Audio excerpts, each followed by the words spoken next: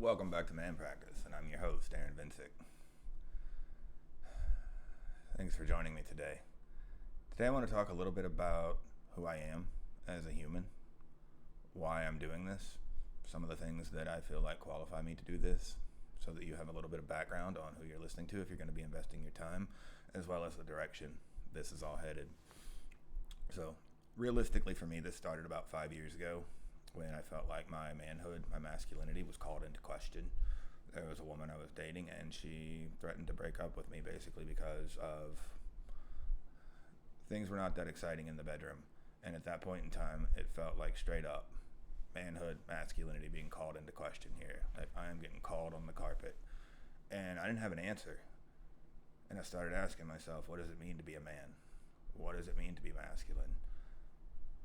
And that was one of the most impactful questions on me developing into who I am today that has been asked to date. That situation got addressed, and there will be multiple episodes down the line on men's sexual health, wellness, and all of those fun things. We'll get to that. But for now, back to who I am. And so, over the last 5 years, in addressing that situation, the question has never really left me. It's not been like a plague, but it's been like, man, I wonder what it would mean to me if I were the most fully expressed version of a man or masculinity that fits me. I don't believe there's a one-size-fits-all answer. I don't believe there's a cookie-cutter version. I get a lot of comments on the daily about how masculine I am, and most of the time it seems like they stem back to the fact that I have long hair and a beard right now, and I probably just crawled out of the green belt from a hike or something, and I'm all sweaty and nasty and gross. And that's one way to look at being masculine, but I don't believe it's the only one. I know some dudes that are just prim and proper, and their hair looks better than mine probably ever will, and I consider them just as masculine as myself. And so a lot of why I'm doing this is to document my continued unfolding of what it means to me to be a man, and show you some of the tools and steps I took along the way to dive deeper into that, so that you can find a clearer, deeper version of what that means for you, so that you can be the most fully expressed version of you.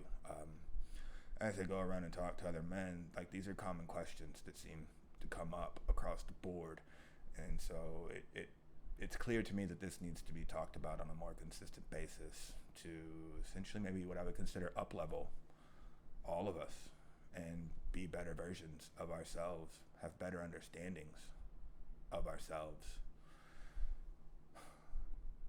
Prior to that event 5 years ago, I look back even further, and just to give you a little bit more backstory on myself, this has been about a 13-year journey of introspection and personal development for me. And I share some of this so you have a greater understanding of the depth that I'm coming from, as well as some qualifications. Like, does this dude really know what the fuck he's talking about? Or is this just another goofball on YouTube trying to make a name for himself? And quite frankly, I'm trying to do both. I am going to make a name for myself, but I'm also going to help a lot of people along the way, and I'm going to help myself a lot along the way. Like, we're going to all do this together. This is a communal effort for me. I used to subscribe to that lone wolf situation thing, and that just doesn't work for me anymore. The more I see a brotherhood of men wanting to do this same thing start to build up around me, like the more power it gives me, the more motivation it gives me to dive deeper into me and to expand my reach as far as I can. Like, I don't mind putting my growth, my development on display, because at age 39, I don't feel like in any way, shape, or form I'm done growing. I don't feel like in any way, shape, or form I'm done learning about myself or diving deeper into who I am and who I'm going to be. This all really started for me back in 2009. I was pretty much homeless and living on the streets at that point in time. And so I spent the first 2 or 3 years after that homeless event in 2009 getting like some foundations under me, getting rid of a chemical dependency problem that I'd been struggling with for the last decade. And from there, once I felt like I had a foundation, okay, I had a job. I don't want to say things were great, but it was a lot more stable than the lifestyle that I had been living. And from there, as I go out into the world, like I try to go back to college, and I realize there's some gaps in my communication, some gaps in my emotional development, some gaps in my ability to have mental focus and learn. and I need to fill those in now. I think it was about 2 years I went. It was about 2 years I went without seeing my son. I flat out wasn't allowed to know where he lived. It was that bad. And so I go through all the hoops and processes that are needed to get back into his life. And I realize I may not be the best father right now, and there's some development I need to do there in relating with my son, stepping up to be a father. What does that mean to be a father? How can I show up, for him? And so as I go out into the world, once things stabilized, I see all these gaps in my development. And at this point, I'm in my late 20s, mid to late 20s. And it's like, wow, I feel underdeveloped. I feel underprepared. I feel like there's some additional tools, some additional growth. And so I've spent the last 13 years hiring coaches, therapists, workshops, conferences, and conventions, you name it, all across the board, from authentic relating to tactical empathy to communication, leadership. I've run the gamut on hiring specialists over the last 13 years. And so a lot of what you're going to be hearing from me in this series is a compilation of what's worked for me and what has gotten me results that I can actually measure in my life and still consistently use on a daily basis. I won't be on here talking to you much at all, if any, about theory. To me, theory is pretty much useless unless I can go out in the world and use it and get results. I'm very results oriented, and if it's not getting me results, then cool, no big deal. We tried something, it didn't work, but let's move on to what does. And so part of what this is going to do for you is expedite your own process in finding that version of you that you're looking for and finding those qualities in you that you're looking for. This is 13 years of tried and tested tools that work, and I'm still adding to them each day. And so my invitation to you is to come along with me. And there's a few ways you can do that. For one, you can like and subscribe to this series, and there will be consistent free content on here to at least get you started. And the main reason I'm doing that is because when I got out of that jail cell in 2009, I didn't have any resources. I was starting at not even zero. It was like less than zero for me. And I didn't have a ton of places to turn to get what I felt like was quality, dense, useful information that would get me the results I needed to move on to the next thing. Because there was a lot of stuff eating at me. And I'm not saying you have to be homeless for this to work for you. I'm not saying you have to be just crawling out of a jail cell. You can be at any point in your life, and these tools will be just as effective for you then as they are now. But I wanted there to always be something available for that person out there, because there's a spot in my heart for all of those people still to this day, because that was me. And quite frankly, if there hadn't been a couple people that had placed some things in my life at either free or at a very, very affordable cost, I wouldn't be here and I wouldn't have the amazing life that I have today. And so I want there to always be some free resources to get people going. And for me, those free resources gave me enough motivation. They gave me enough tools so that I could move on, and that way I could invest in myself a little further and eventually hire some of the specialists and niche people that have developed me into who I am now.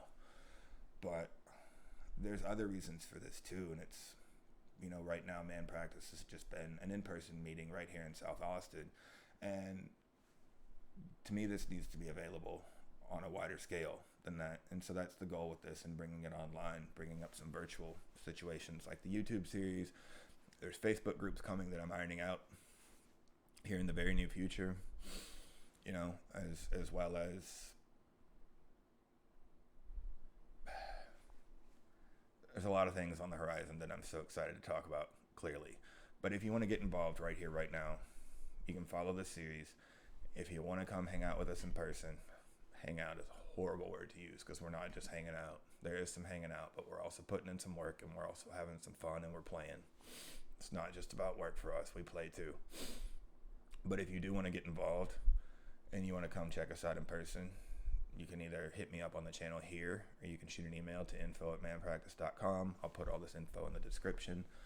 But in addition to that, if you want to create this wherever you're at right now, there's an option for that as well.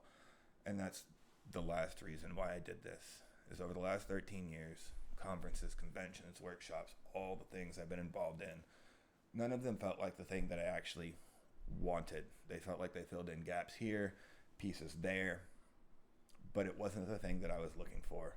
That gave me that in-person accountability, brotherhood, development consistently. I felt like some of the groups were either so rigid, it could be considered very similar to the Marine Corps or something, or they were like so loosey-goosey that I had no idea why I was there and what I was doing. And this is somewhere in the middle of that with work and play, but you're going to get results. Like, there's no disputing that.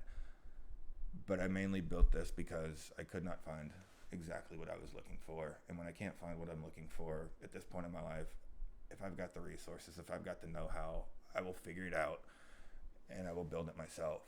So if you want something like this in your own hometown, again, hit me up in the contact info in the description, and I can work with you on how to set that up so you can have this as well. You know, there's a couple different generations here in the level of development, and it feels like I'm kind of in the middle of them. And I notice in my age bracket, there's a mix of people that want in person, and there's a mix of people that want online. And it feels like when you get slightly greater in age than myself, that crowd tends to lean more towards in person. And so I want something there for you as well, because I don't think we stop developing regardless of whatever age we get. I mean, you can, that's just not going to be my experience. But I also notice as things, as you go the other direction on the age spectrum, like I'm looking at my son, you know, for him, it's pretty much all online as the preference. So however you want to do this, there's going to be something that can accommodate you. If you have any questions, you feel inspired, you want more information on what it's like to work with me or to start your own group, again, hit me up in the comments. Thanks again for your time. I love you all, and I look forward to seeing you very, very soon in the next video.